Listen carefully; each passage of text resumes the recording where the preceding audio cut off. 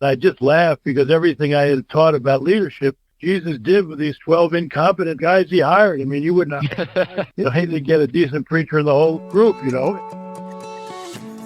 Top leaders, meaningful conversation, actionable advice, bulldoze complacency, ignite inspiration, create impact. Produced by Southwestern Family of Companies. This is the Action Catalyst. Ken Blanchard is our guest, and if somehow you've never heard of him, he is one of the most influential leadership experts in the world. Ken, we're honored to have you. Welcome to the show, my friend. Nice to be with you. It's a real special time. So you say that Jesus is the greatest leadership role model of all time. So beyond thinking of him as a Lord and Savior and as a spiritual figure, and you say that we should think of him as our leadership role model. Well, I first started to think about that. I hadn't really thought about it because I wasn't a big faith-based guy at the time, but I was asked to be on the Hour of Power with Robert Schuller in its heyday in 1983, and was about the one-minute manager. He wanted to talk to me. He said, Ken, who's the greatest one-minute manager of all time? I said, who's that? He said, Jesus. I said, really? He said, yeah. Saw anybody doing anything good, he'd praise him, heal him. People stepped out of line. Jesus wasn't afraid to give him a one-minute reprimand. He threw the moneylenders out of the temple. And I went, whoa, that's really interesting. And so as I got down in my spiritual journey, the first thing I did was read the Gospels and the book of Acts because I wanted to see what the man did. And I just laughed because everything I had taught about leadership, Jesus did with these 12 incompetent guys he hired. I mean, you would not, he didn't get a decent preacher in the whole group, And the important thing I've said for a long time about leadership isn't what happens when you're there. It's what happens when you're not there, But it was funny. I was with John Ortberg one time in Atlanta. We were doing a Lead Like Jesus program, and he's one of my favorite authors and pastors. His church is up in Northern California at Menlo Park. And I said, John, why would you travel all the way across the country to tell people Jesus is the greatest leadership role model of all time? And John's got a great sense of humor. He turned to this crowd. He said, let's just suppose 2,100 years or so ago, you were a gambler. Now, he said, I know some of you don't like gambling, but where would you have bet your money on lasting, the Roman Empire and the Roman army, or a little Jewish carpenter? And he said, isn't it interesting that 2,100 and 2,200 years later, we're still naming kids Jesus, Peter, Paul, and Mary, but we name our dogs Nero and Caesar. So Jesus was an amazing leadership role model. That's interesting. Jesus has been dead for 2,000 years, and today he's got 2.1 or 2 something billion followers. But one of the questions I wanted to ask you is, does his style of leadership, is that really relevant today? Like, isn't it sort of soft? No, but I think people do think that because he was a servant leader, and they think that's soft.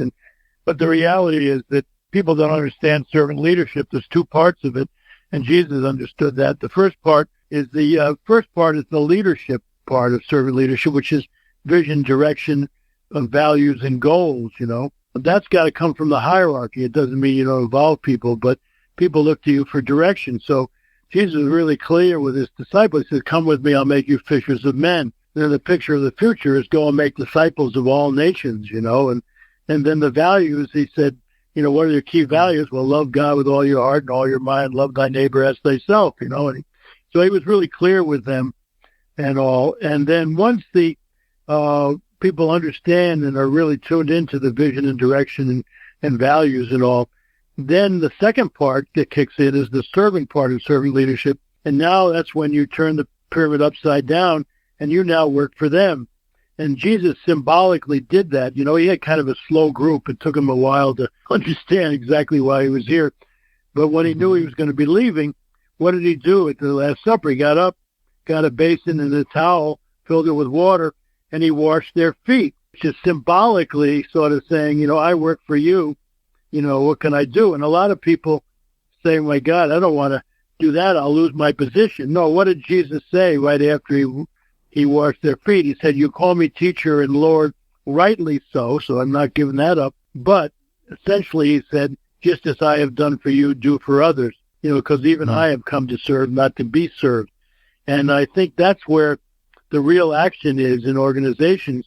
is if you turn that pyramid upside down, once people understand where you're going and the goals and the values and all, then you're working for them so they can accomplish the goals and live according to the vision and all. And you're trying to empower people all the way down to the people who deal with your customers, It's just so obvious, in sales, if it's all about you and your goal accomplishment, people are going to read right through that and all. But if your main concern, which I think is sure you have a vision about what you want to accomplish and you have a good product, hopefully, and all that kind of thing. But the real great salesmen focus on developing a relationship with the person that they're working with so that they know how what they're selling really can help those people be better at what they do and all. And so it's that whole thing about relationship selling, and the results will come if you develop great relationships. It's really amazing when we look at our company, people will work with them in a company and then they'll get transferred or they'll decide to leave and all. And they always take our people with them. Why? Because they have a relationship with them and they say, gee, I'm moving over here. I want you to come on in and tell us, how you can help us. So that's where the action is. And that's really kind of turning that pyramid upside down. A lot of people misinterpret Jesus. He didn't come to start a religion. He came to build a relationship. And I think if people would remember that, and I think the minute you put that into a religion and get into a hierarchy and a bureaucracy, then you get into judgment and evaluation. And Jesus said, you'll be known as my disciples by how you love each other, not judge each other. And so I think that's what relationship selling is to realizing this person in front of you is an important human being. And how can you help them be the best that they can possibly be? You said that a part of what leadership is managing the present, but also preparing for the future or something to that effect. What is that principle? Where did you learn it from? Yes, I wrote a book a number of years ago with Terry Waghorn, who was with KPMG in Europe. But the philosophy is that as a leader, you have to manage the present and create the future. And where you get in a lot of problems in organizations, I think, is when you take people with present time responsibilities and send them away to plan your future, because very often they'll kill the future because they're either overwhelmed with the present or a vested interest in it. And so when I came up with that concept, my wife was the president of our company. She has a PhD in communication, and she is much better at that kind of thing. But she said, that's what I want to do. I want to head up the office of the future. And she stepped down as president and turned it over to her brother and had 2 or 3 people, full-time jobs, studying what was happening in our industry, so that when 9/11 came, and all that kind of thing, we were prepared because we knew about the internet, we knew about training online, and a lot of people didn't know about that. So it's an interesting concept, I think. Okay, so here's what I wanted to really kind of get to. Okay, so you hear, all right, lead like Jesus, and whether you're a believer or not, you go, okay, well, it's hard to argue with the guy's results, right, as a leader and the impact that he's made. So then, what is the biggest roadblock to us actually going out and doing this? The biggest addiction in the world is the human ego. In AA, they always call that edging God out. You could say everything good outside, but when you're focused on yourself, and there's 2 ways that ego shows up. One is false pride. When you have a more than philosophy, you think you're brighter than, smarter than, you kind of push people away because they just don't know as much. And people with that mindset running organizations, they want everybody sucking up the hierarchy and realizing all the brains are in their office. But the other ego problem is fear or self-doubt. When you have a less than, philosophy, now you say, oh, God, I don't know if I can do this, and this other person's really smart, and all that. And that's an ego problem? Yeah, because people didn't think that. But when you're into your moaning and groaning and self-doubt, what are you focusing on, yourself or others? You're focusing on yourself. And we have a 12-step Egos Anonymous program. I had them stand up one at a time and talk about a time when their ego got in the way in the last 48 hours. And I said, if you can't think of one, you lie about other things too, because, periodically somebody says something and you say, God, you're going to be kidding me. We got this false pride thing. Or somebody will just tell me, oh, God, I could never do that, So the antidote for false pride is humility, which I think is a really key aspect of what we're talking about, and I think about great salespeople and all. Jim Collins in Good to Great said that the greatest leaders have two things in common. I think this are great with salespeople, which is resolve, which is determination to accomplish a goal and all. And the second is humility. And he initially thought that was a weakness. And he said to researchers, that can't be the number two. And they kept on saying it is. People with humility don't think less of themselves. They just think about themselves less. And so that's a really important concept, that you don't think less of yourself. You just think about yourself less. The antidote for self-doubt and fear is to just trust that God didn't make any junk, The unconditional love that my mother used to say, there's a pearl of goodness in everyone. Dig for it with some people, but it's there, and so we just need to trust that we might not have all the skills we think we would like to have, but we're beautiful in our own way. We have a lot of leaders now when they have their meeting with their people once a week, they start off with an Egos Anonymous meeting, and it really has brought the group together unbelievably. And people admire your skills, but they love your vulnerability. And I think a lot of people are afraid to admit that they don't know something, And I think, boy, as a salesperson, if somebody asks you a question, rather than trying to fake you know all the answers, say, that's a really good question. Let me see if I can find the answer, and I'll get back to you.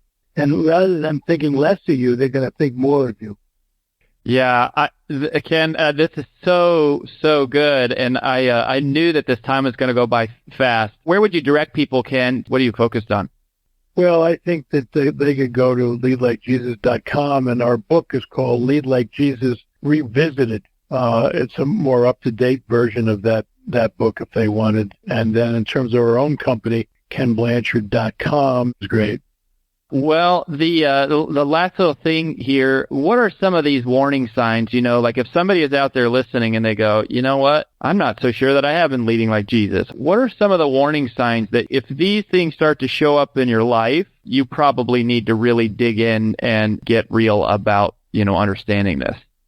Well, I think the biggest thing is to watch the people around you. And when you show up, does everybody stop talking? And when you try to get feedback from them, they kind of go silent, or they butter you up, or what have you. I think that the real sign that you're a servant leader is that feedback is the breakfast of champions, and that people are willing to be straight with you about things and also praise you as well when things are going well. But the big thing is, do they feel like they can bring their brains to work and make decisions, or do they always have to run to daddy to find the answers?